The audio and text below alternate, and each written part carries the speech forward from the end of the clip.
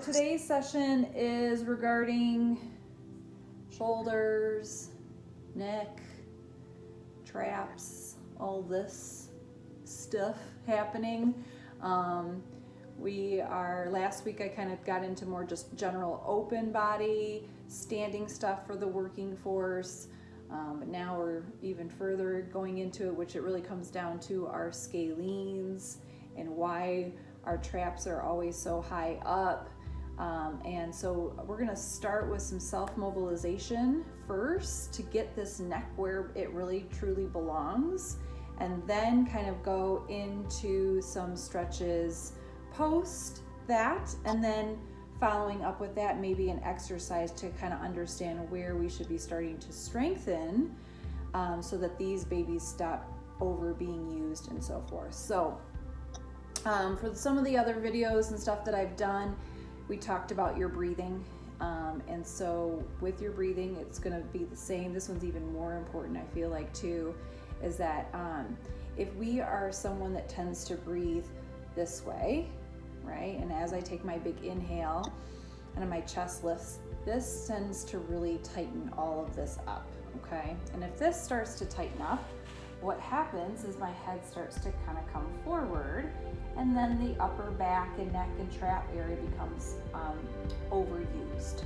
So it goes a lot with breath and head position. So if this is more released, it allows us to breathe better, and it also allows us for our neck to kind of sit where it belongs. So when you are breathing and doing things today, think about the diaphragm, okay? So remember, when we breathe, it's this way, and then as we exhale, we're blowing out those birthday candles, so it comes from here, okay? So just to practice, and what I sometimes So you said something interesting. Yeah, go ahead. Like where your head belongs. Tell me where the head belongs. Yeah, so let's get this right over scaling first, and then you'll understand, because what will happen is we'll be able to move that head back where it belongs, and you'll feel maybe of a difference right now too. So if you were to just take your hand on your chest and kind of pull down, some instantly already feel the tension, and that's just fascia.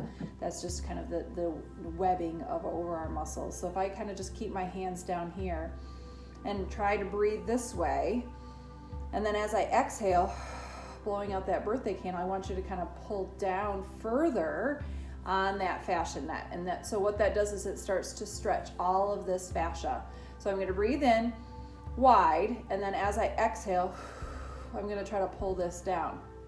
Now, to answer what Nancy was kind of saying, is where does my head belong? And so that means I'm holding that tennis ball right between my chin and my chest. So as you saw, my head even had to come back a little bit. I'm here, but I need to be here. So retraction of the shoulder, if we need that ball sometimes, that sometimes helps, or even going up against a wall where I can maybe position the base of my skull against a wall to kind of understand where that head positioning is for. And then going through that breathing pattern. So my head is now retracted back, big inhale, and now I exhale. And now it just seems so much deeper into that, okay? So I would recommend doing that 3 to 5 times. Even if you're someone at your desk, that's an easy one just to do. You don't always have to hold onto your chest, but just remember it all. I just think it really pulls that down and really starts to manually understand where that fascia is wanting to tighten, but really needs to kind of come down, okay? So that's the first one.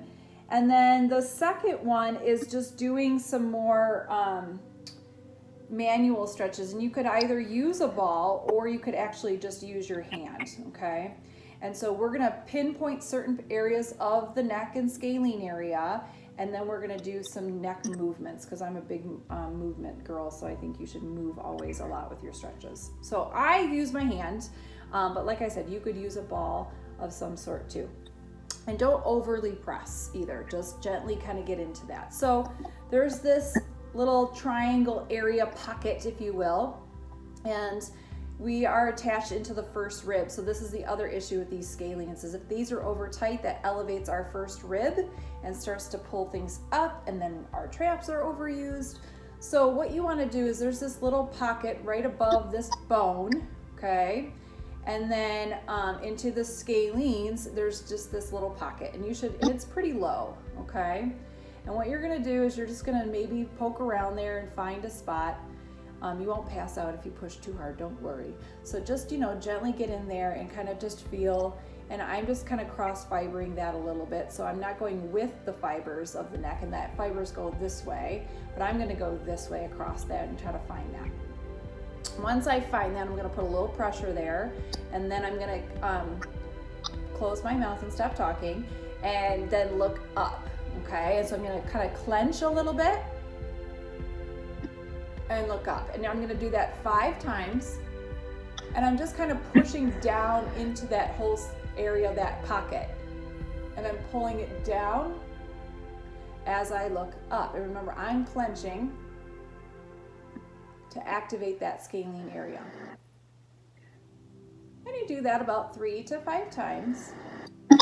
And then I start to move my head in other directions. So I already kind of naturally started doing that. So now I'm kind of looking up and away. I don't want to look towards that spot because that shortens, we want to lengthen that. So I'm going to look away and just going back and forth. And I'm gonna stay with this side. I'm not gonna quite yet go to my other side. And it doesn't really matter which side it is. If you know you have more tension on one side, go ahead and go with that first. But you might wanna move up a little bit or a little down, and just kind of keep going with all of that movement and just kind of pushing through. So now we're loosening up that whole scalene into first rib. The other thing you wanna do, and it's a little bit more lateral, and you can kind of lean over to that side, you're gonna find this little muscle here that you can actually grab onto, okay? And and you can pull away from it, and it's there, I promise. And you're gonna find it and you're gonna grab onto it. And again, I'm kind of going more mid-neck here. And when I see you next in my studio, I will grab it for you so that you really, oh, that was the muscle I was. So then you're gonna grab onto that. And I'm gonna move this up and down. So if I've ever treated you, there's a good chance I started doing this with you. And we're just moving this left and right and up and down. And again, this is the whole fascia line on into that whole scalene. So I'm pulling mine pretty far out. And then I'm gonna do the same thing. I'm gonna start to move my neck to the opposite direction and kind of gently holding on. I'm just pinching it. I'm not, pulling it with all my might. And I'm just pulling that away. And then I'm gonna do the same thing and look up, and I'm gonna kind of pull down.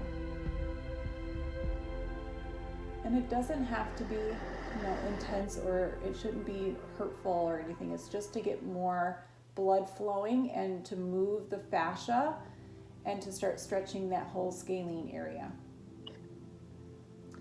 And so all of that you do for, a minute or two and 30 seconds or so. And we're gonna do that same thing on the other side. So already, just by me getting some blood flowing in there, I feel like I can turn my neck even further and a little bit better, okay? And so warmth is huge with stuff like that, is getting a lot of blood flowing in here so that we get a moving neck. And a moving neck is great before we do our exercises or post our work day or anything like that. So same thing, other side, find that first rib, that bone there, and then there's that little pocket that kind of triangles through, and then you're just gonna go into that and kind of cross fiber left and right, kind of get in there, stretch that out. Everyone always wants to go in the back, but so much is happening in the front that we have no idea.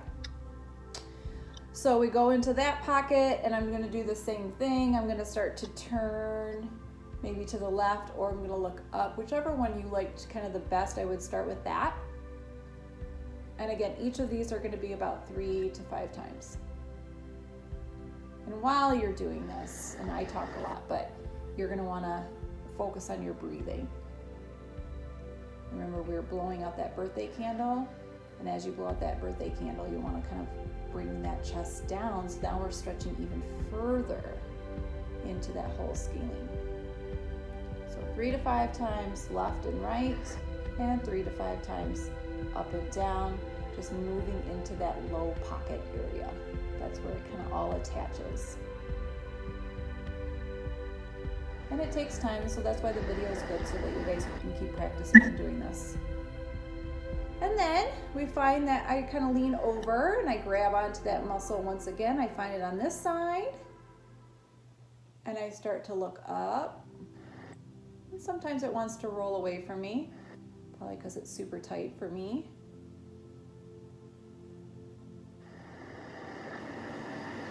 And I'll look away. This one's really tight for me.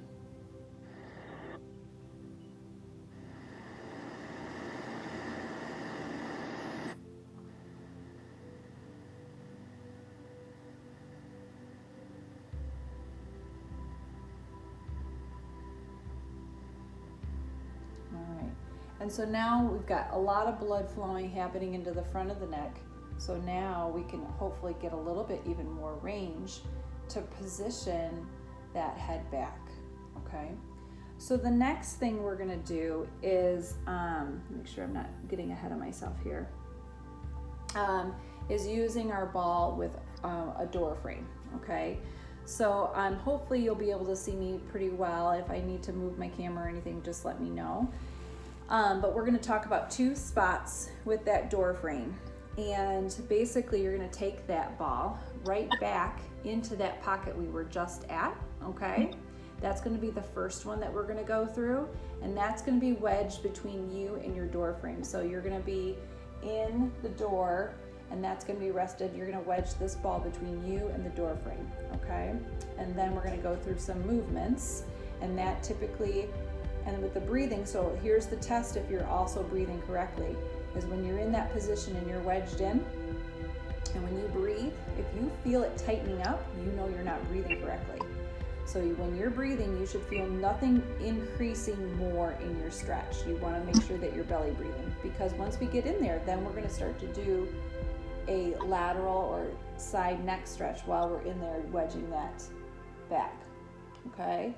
Then we're going to basically do some more, but now we're getting into the post side. And so then you're going to take the ball and you're going to roll it basically right over the hump of that trap.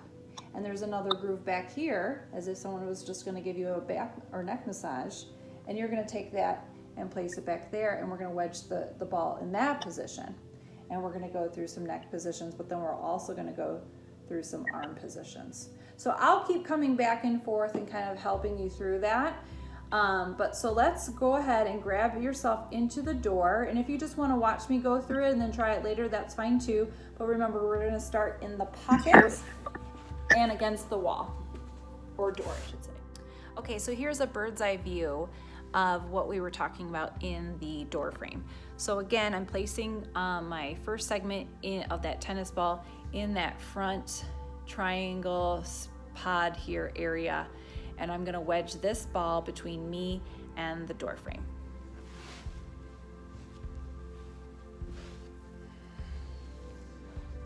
I'm going to scooch all the way in so that I feel that on the front side, and from this position my legs are straight. Remember, I'm going to do the breathing test, and the breathing test was if I breathe in and I feel that increase, I know I just was breathing incorrectly. So that was the incorrect way to breathe. But if I breathe out to the side, I feel no difference between me, the ball, and the door. So that's where you want to think about breathing. So with our breathing, we're going to then start to just look over to the side, and you would exhale as you're turning that head.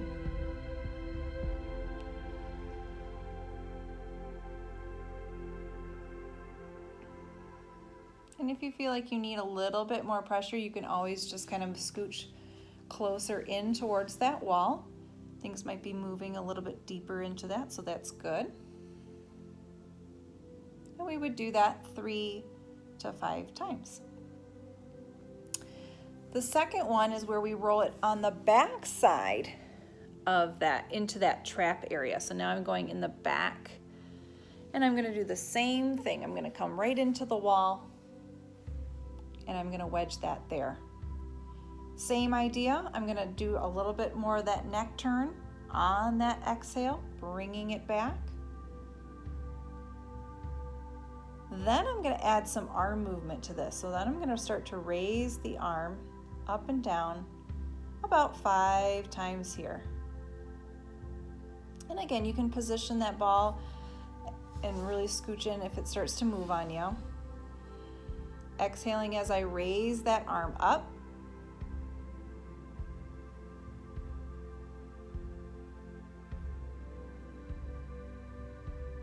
And then I'm going to come into a T position as I hold that ball. Exhaling as I come into T. Doing that 3 to 5 times. And then the final one, as long as it doesn't bother the neck, the front of the neck, I would have you try to lift the neck off or the head off the ground and come back down. And lift and come back down. And so that just gets a little bit deeper into that trap. And then you would repeat that the other side. What we're going to do is we're going to place a yoga block between your knee and the wall. And the reason why that's there is because I don't want your lumbar part of your body to turn. I only want this upper piece to turn because so much, again, we get so stuck up here. We got to get this moving so that we can get other things to start settling where they belong. So your yoga block is going to go against the wall. And you're going to really concentrate on keeping that, we're keeping the ball, or the, I can't talk today, keeping the block between you and the wall. And then I'm going to turn and face my wall. So I'm going to turn into a T position here, okay? And what you're going to find is that you're going to start moving this inside arm in a clock position. So right now, if I was facing my clock, remember my hips are not turning because I've got that block there. I'm going to be at 9 o'clock. And then I'm going to go to 11 o'clock or 10, and I'm going to keep going up until I've hit that 12. Each movement is going to be a breath. Okay? And so when you do that and you're moving against the wall, you're opening your pec and your front delt a lot, which is really nice. Okay? So if you want to try this with me, let's do that now. Otherwise, just kind of keep watching along and you can try later. But I've got that block, hips are forward, arms in T position. I'm against my wall, okay? And then I'm gonna inhale. As I exhale, I'm gonna go to the next digit on that clock. Inhale, exhale, next digit. Inhale, exhale, next digit. And as I exhale, I'm gonna push that hand into the wall and think about dropping down, and you'll get more of a stretch into that chest region. And then I come back, inhaling, exhaling, inhaling, exhaling, and then one more.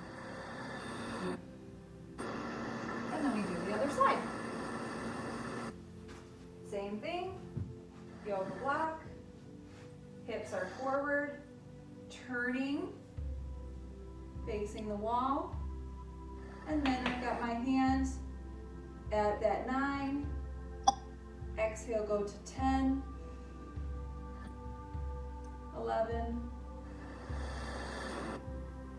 and 12. Back to 11. Back to 10, and back to 9. You could repeat that as many times. I really widen up my feet, and normally in child's pose we sink back. Today you're not going to sink back, okay?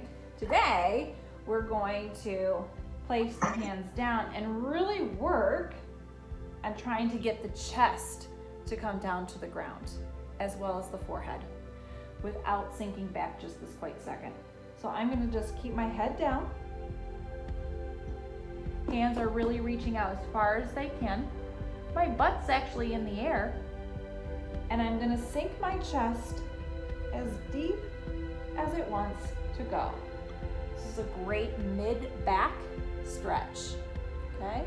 So I'm gonna be quiet and you are gonna focus on your breathing. Every time you exhale, think about getting your chest to come deeper to the ground.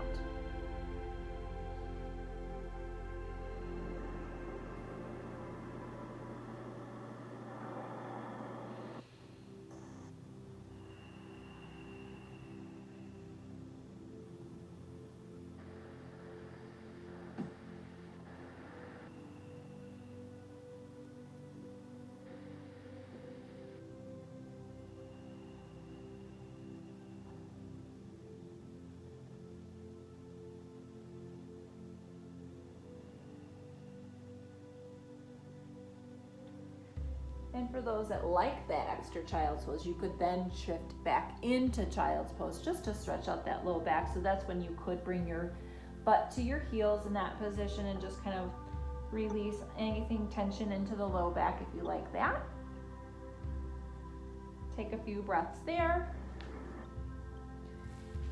And then we're gonna do the thread the needle. Again, movement into the rib thoracic area. And so we're gonna kind of stay back into a half child's pose, as I say. So I'm gonna shift back, but not fully what I'm capable of doing. I'm gonna swoop under, come all the way down. And this one might look very familiar to many, but it's so good. And so I really reach under and I really reach. I take a full breath here. And as I exhale, I come up into tabletop and I reach up towards the ceiling. Big inhale, swoop under, I sink back.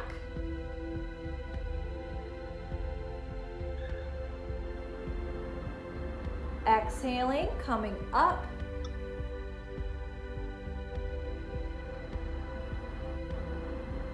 And one more time, swoop under.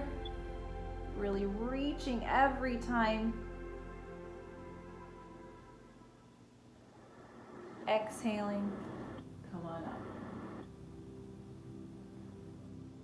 And I noticed just by doing those earlier neck stretches, I was able to come way higher up than I've ever have before in my life. And I'm usually very stuck in that area. So those are really great mobilizations to do prior and opening your chest up first.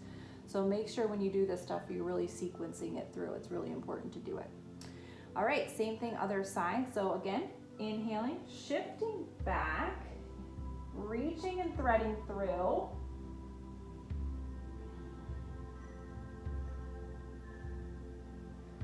Exhaling, reaching up.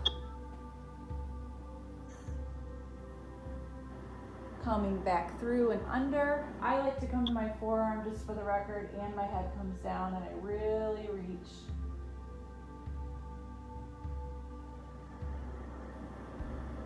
Coming back up.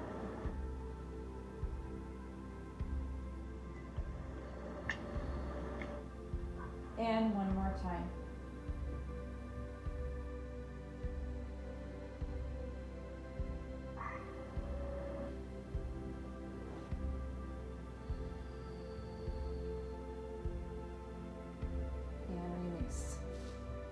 Excellent. So those are really great. So now we've mobilized the neck, we've opened the pec, we started to turn the rib cage, so things are hopefully feeling a little bit more free. The last piece is now, if that's all open, we want to always think about strengthening to keep our positioning there, right? And thinking about why we're trying to open and what we should strengthen to keep that position. That means those that overuse this are underusing this and low mid trap. So those things need to be focused on a little bit more. So we're gonna end today with more of a mobilization strength exercise. Of this is moving into the strength component. So we've mobilized, we've stretched, we've moved, and so this is all starting to loosen up. putting us in a better position in posture. So what do we need to do to hold us there? We need more strength. And so we're gonna strengthen more of the back, low trap, mid back there, and then these guys called the lats, okay? So when we're doing this, I want you to think about shoulders down and back and holding that while we go through these movement patterns. Many of you might use a low yoga block. I'm gonna use a towel just for my forehead so that I have a thought of when I'm pushing down, I can lift up through my arms. So I'm gonna face down, forehead on your towel or block, and arms are gonna go in a Y position, giving me 2 thumbs up. From there, on your exhale, you're going to, again, think about retraction, pulling down and back into those lats and lifting these 2 thumbs up in the air. We're gonna repeat this 3 to 5 times, lifting on the exhale.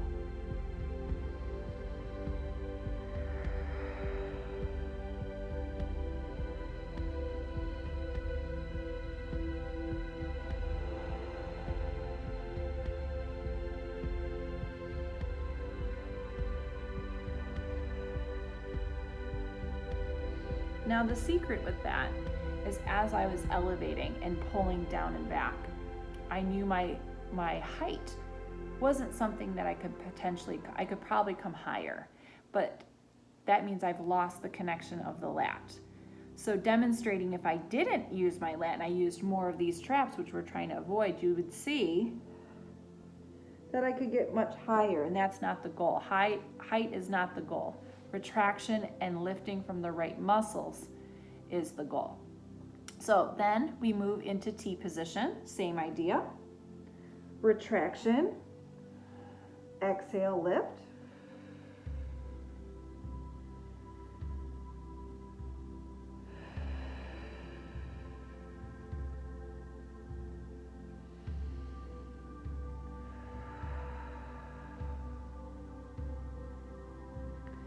And then the last one is adding movement with those lifts. So going from Y to T.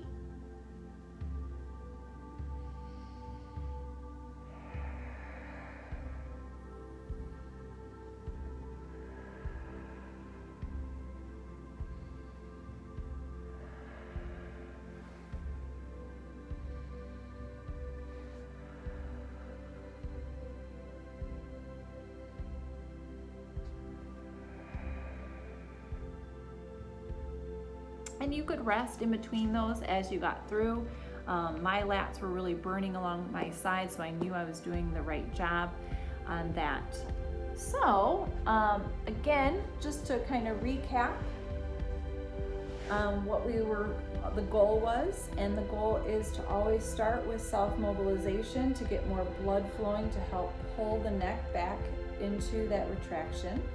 Once we can settle the head back into that retraction, we started stretching a little bit more into the fascia, into that pec, and we did some twisting there through off the wall.